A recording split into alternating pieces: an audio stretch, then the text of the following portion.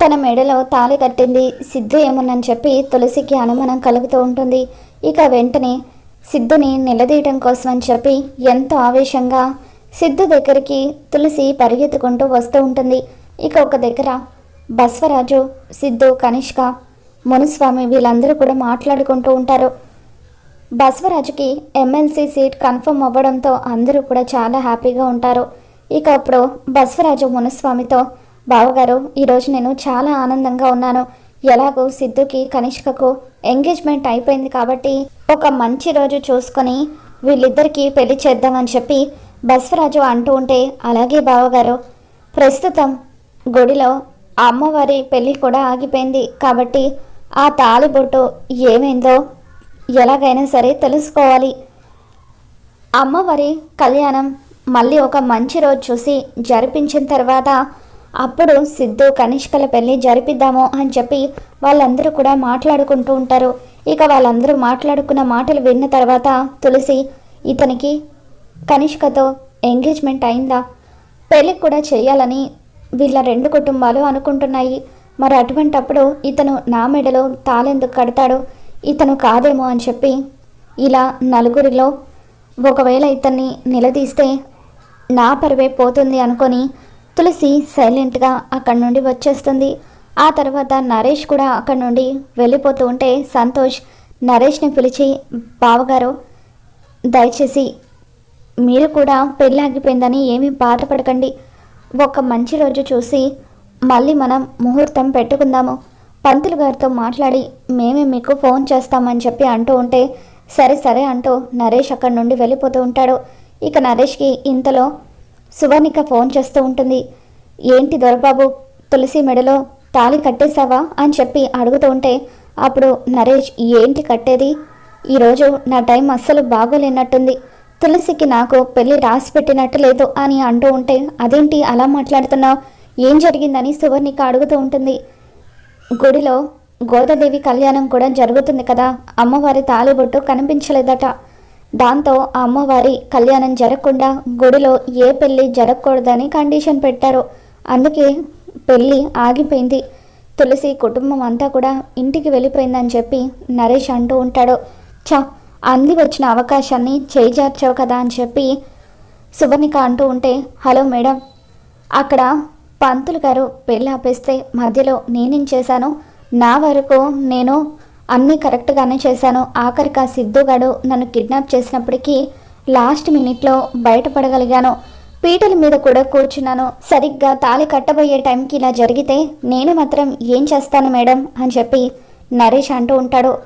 సరే కానీ నాకు ఇస్తానన్న పేమెంట్ ఇవ్వండి అని నరేష్ అంటూ ఉంటే అప్పుడు సువర్ణిక, ఏంటి ఇచ్చేది, మన డీల్ ప్రకారం నువ్వు తులసి మెడలో తాళి కడితేనే కదా నేను నీకు పేమెంట్ ఇచ్చేది, మరి తాళి కట్టకుండా పేమెంట్ ఎలా ఇస్తాను అని చెప్పి సువర్ణిక అంటూ ఉంటుంది. దాంతో నరేష్, తులసిని పెళ్లి చేసుకుంటే 5 లక్షలు వస్తాయని ఎంతగానో ఆశపడ్డాను, అది కాక తనని దుబాయ్లో అమ్మేస్తే ఇంకొక 10 లక్షలు వస్తాయనుకుంటే ప్లాన్ అంతా కూడా రివర్స్ అయిపోయింది అని చెప్పి నరేష్ అక్కడి నుండి వెళ్ళిపోతాడు. తులసి కుటుంబం అంతా కూడా ఇంటికి వస్తారు. అందరూ ఇంటికి వచ్చిన తర్వాత జై జానుతో, జాను ఇంటికి వెళ్దాం పద అని చెప్పి అంటూ ఉంటాడు.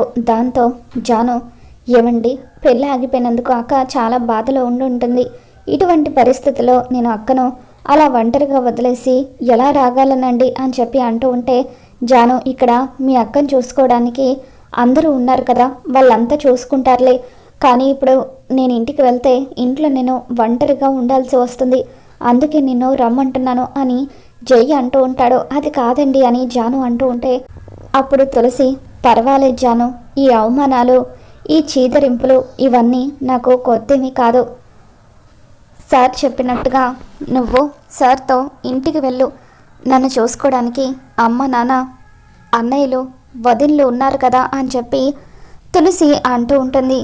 ఇక దాంతో జాను, సరే అక్క, జాగ్రత్త, నేను మళ్ళీ వస్తాను అని చెప్పి ఎంతో బాధగా జైతో పాటు అక్కడి నుండి వెళ్ళిపోతుంది. ఇక కీర్తి, ఈ పెళ్ళి జరగదని మొదటి నుండి నాకు అనుమానంగానే ఉంది, నేను అనుకున్నట్టుగానే తులసికి పెళ్ళి ఆగిపోయింది అని చెప్పి అంటూ ఉంటుంది. అసలు ఈ జన్మలో తులసికి పెళ్లి జరుగుతుందో లేదో, తులసి జాతకం ఏంటో కానీ పెళ్ళి అనుకున్న ప్రతిసారి కూడా ఏదో ఒక రూపాన ఆగిపోతూనే ఉంది. ఈరోజు ఆ అమ్మవారికి కూడా తులసి పెళ్లి జరగడం ఇష్టం లేదేమో, అందుకే ఇలా జరిగిందని చెప్పి తులసి వాళ్ళ మరొక వదిన అంటూ ఉంటుంది. ఇక దాంతో ఇవన్నీ వింటున్న తులసి ఎంతగానో బాధపడుతూ ఉంటుంది. నేను ఎంతో కష్టపడి ఈ సంబంధం తీసుకువచ్చాను, ఈ సంబంధం కూడా తులసికి కుదరలేదు. ఏమో నా భార్య అన్నట్టుగా తులసికి అసలు పెళ్లి రాత రాసిందో లేదో అని చెప్పి సంతోష్ అంటూ ఉంటే అప్పుడు లక్ష్మి ఇంట్లో వాళ్ళందరి మీద విరుచుకుపడుతూ, ఇక చాలు ఆపండి, ప్రతిసారి కూడా బయట వాళ్ళలాగా ఇంట్లో వాళ్ళు కూడా నా బిడ్డను నిందిస్తూనే ఉన్నారు అని చెప్పి ఇంకొక మాట ఎవరైనా నా బిడ్డ గురించి మాట్లాడితే నేను ఊరుకోను అంటూ లక్ష్మి అందరినీ కూడా తిడుతూ ఉంటుంది.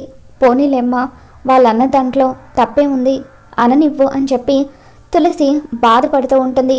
ఇక ఆ తర్వాత అందరూ ఎవరి గదుల్లోకి వాళ్ళు వెళ్ళిపోతూ ఉంటారు. లక్ష్మి రాత్రంతా కూడా నిద్రపోకుండా తులసి జీవితం గురించే ఆలోచిస్తూ ఉంటుంది. భగవంతుడా, నా బిడ్డది ఎంతో మంచి మనసు, ఎదుటి వాళ్ళకు సాయపడే గుణమే కానీ వాళ్ళని బాధ పెట్టడం అంటే ఏంటో నా కూతురికి తెలీదు.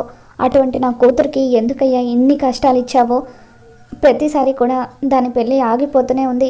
నలుగురు నాలుగు మాటలు అంటూ ఉంటే నా బిడ్డ తట్టుకోలేక ఎంతగానో కృంగిపోతుంది అని చెప్పి లక్ష్మి ఇవన్నీ చూడ్డానిక నన్ను ఇంకా బతికించావు అని చెప్పి చాలా బాధపడుతూ అందరి నుదుటున తలరాత రాసే ఆ బ్రహ్మదేవుడు నా కూతురి నుదుటున పెళ్లి రాత రాశాడో లేదో, నిజంగానే వాళ్ళందరూ అంటున్నట్టుగా ఈ జన్మకి నా కూతురికి పెళ్ళి అవుతుందో లేదో అని చెప్పి బాధపడుతూ ఉంటే మరో పక్క తులసి ఒంటరిగా గదిలో కూర్చొని ఏడుస్తూ, దేవుడా, అసలు నా మెడలో ఈ తాళి కట్టిన వ్యక్తి ఎవరో తెలీదు, నా భర్త ఎక్కడ ఉంటాడో తెలీదు.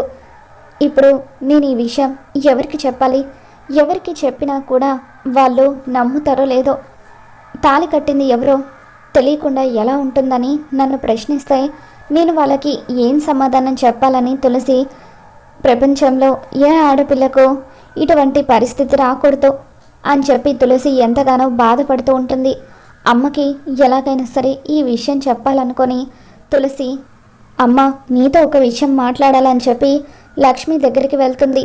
ఇకప్పుడు లక్ష్మితో మాట్లాడుతూ, అమ్మవారి తాలిబొట్టు పోయిందని అందరూ అనుకుంటున్నారు కదమ్మా, అందరూ అనుకుంటున్నట్టుగా ఆ తాలిబొట్టు ఎక్కడికి పోలేదు, ఎవరో నా మెడలో బలవంతంగా కట్టారు, ఇదిగో అమ్మ ఆ తాళి అని చెప్పి తులసి ఆ తాళిని లక్ష్మికి చూపిస్తూ ఉంటుంది. ఇక అప్పుడే లక్ష్మికి బాగా గుండె నొప్పిగా అనిపిస్తూ ఉంటుంది. తులసి ఆ మాటలు చెప్పి వెనక్కి తిరిగి చూసేసరికి లక్ష్మి గుండెపోటుతో కుప్పకూలిపోతుంది. ఇక దాంతో తులసి అమ్మ అమ్మ అని చెప్పి లక్ష్మికి టాబ్లెట్ తీసుకొచ్చి ఇస్తుంది. ఏంటమ్మా ఇది, నా గురించి ఎక్కువగా ఆలోచించడం వల్లే నీకు ఇలా అయింది అని చెప్పి తులసి లక్ష్మిని రెస్ట్ తీసుకోమని గదిలో పడుకోబెడుతుంది. ఇప్పటికీ అమ్మ నా గురించి ఆలోచించి ఆరోగ్యాన్ని పాడు చేసుకుంటుంది, కాబట్టి నా భర్త ఎవరో నేనే కనుక్కుంటాను, అతనెవరో తెలిసే వరకు ఈ విషయం నేను అమ్మకు కూడా చెప్పను అని తులసి లోపల బాధపడుతూ ఇక ఆ తాళిని ఎవరికి కనిపించకుండా లోపలికి వేసుకుంటుంది. ఇక గదిలోకి వెళ్ళిన తర్వాత ఖుషి కూడా తులసి బాధపడుతూ ఉండడంతో తను కూడా భోజనం చేయకుండా బాధపడుతూ ఉంటే ఇక అప్పుడు తులసి, అమ్మ ఖుషి, ఉదయం నుండి నువ్వు కూడా ఏమీ తినలేదు, ఇలా అయితే ఎలా అమ్మ అంటూ ఖుషి కోసం అని చెప్పి భోజనం తీసుకొచ్చి ఎంతో ప్రేమగా తినిపిస్తూ ఉంటుంది. తులసి, అమ్మ నువ్వేం తప్పు చేశావని అందరూ నిన్ను అన్ని మాటలు అంటున్నారు, అమ్మవారి తాళి కనిపించకపోతే దానికి నువ్వు కారణం ఎలా అవుతావో, వాళ్ళందరూ నిన్ను అన్ని మాటలు అంటూ ఉంటే నాకు ఎంత బాధగా అనిపించిందో తెలుసా అని చెప్పి ఖుషి కూడా ఎంతో బాధపడుతూ ఉంటుంది. మరో పక్క సిద్ధు గదిలో ఒంటరిగా తులసి గురించే ఆలోచిస్తూ ఉంటాడు. తులసి, నన్ను క్షమించు తులసి, ఈరోజు మా నాన్న మా బామ్మ వల్ల మన ఇద్దరికి పెళ్లి జరిగిపోయిందన్న నిజాన్ని నేను బయట పెట్టలేకపోతున్నాను. మన ఇద్దరికి పెళ్లి జరిగి ఆల్రెడీ 12 గంటలు కావస్తుంది. ఎందుకో తెలీదు, నేను బాగా మిస్ అవుతున్నట్టుగా అనిపిస్తుంది, ఒకసారి నిన్ను చూడాలనిపిస్తుంది అని చెప్పి సిద్ధు అర్ధరాత్రి పూట లక్ష్మి వాళ్ళ ఇంటికి వస్తాడు. తులసి, ఇప్పుడు ఏం చేస్తూ ఉంటుందా అని చెప్పి సిద్ధు కిటికీ దగ్గరికి వచ్చి తులసి గదిలోకి తొంగి చూస్తూ ఉంటాడు. ఇక ఆ టైంలో తులసి ఖుషిని ఒడిలో పడుకోబెట్టుకొని తనని నిద్రపుచ్చుతూ ఉంటే అప్పుడు సిద్ధు తులసిని చూసి చాలా బాధపడుతూ ఉంటాడు. సారీ తులసి, నన్ను క్షమించు, నిజాన్ని నీకు చెప్పలేకపోతున్నాను. నువ్విప్పుడు ఎటువంటి పరిస్థితిలో ఉన్నావో నేను అర్థం చేసుకోగలను. ఉదయం గుడిలో అందరూ కూడా నిన్ను అన్ని మాటలు అన్నారంటే దానికి కారణం నేనే కదా అని చెప్పి సిద్ధు ఎంతో బాధగా అలా తులసిని చూస్తూ ఉంటాడు. ఇక అలా సిద్ధు తులసిని చూస్తూ ఉంటే అద్దంలో నుండి తులసి సిద్ధుని చూసేస్తుంది. ఇక ఒక్కసారిగా తులసి షాకుతో ఇతను ఈ టైంలో ఇక్కడేం చేస్తున్నాడు అని చెప్పి ఖుషిని బెడ్ మీద పడుకోబెట్టి పరిగెత్తుకుంటూ బయటకు వస్తుంది. పారిపోతున్న సిద్ధుని పట్టుకొని, ఏయ్ ఆగు, ఈ టైంలో నువ్వు మా ఇంటి దగ్గర ఏం చేస్తున్నావు అని చెప్పి సిద్ధుని నిలదీస్తూ, నా మెడలో తాళి కట్టింది నువ్వే కదా అని చెప్పి సిద్ధుని అడుగుతూ ఉంటుంది. చెప్పు, మర్యాదగా నిజం చెప్పు, తాళి కట్టింది నువ్వే కదా అని తులసి సిద్ధుని నిలదీస్తూ ఉంటే ఇక అప్పుడు సిద్ధు, అవును తులసి, నన్ను క్షమించు, నేను నీ మెడలో తాళి కట్టాను కానీ నీ జీవితాన్ని కాపాడడానికే అని చెప్పి సిద్ధు తులసికి నిజం చెప్పేస్తాడు. ఇక దాంతో తులసి ఒక్కసారిగా కుప్పకూలి ఎంతగానో ఏడుస్తూ, నీ వల్ల నేను ఎన్ని అవమానాలు పడ్డానో నీకేం తెలుసు అని చెప్పి ఇక ఎంతగానో బాధపడుతూ ఉంటుంది. మరి మొత్తానికి తన మెడలో తాళి కట్టింది సిద్ధు అన్న విషయం తులసికి తెలిసిపోతుంది. మరి రాబోతున్న ఎపిసోడ్లో ఏం జరగబోతుందో మన ఛానల్లో తెలుసుకుందాం. ఈ వీడియో మీకు నచ్చినట్లయితే ఒక లైక్ చేయండి.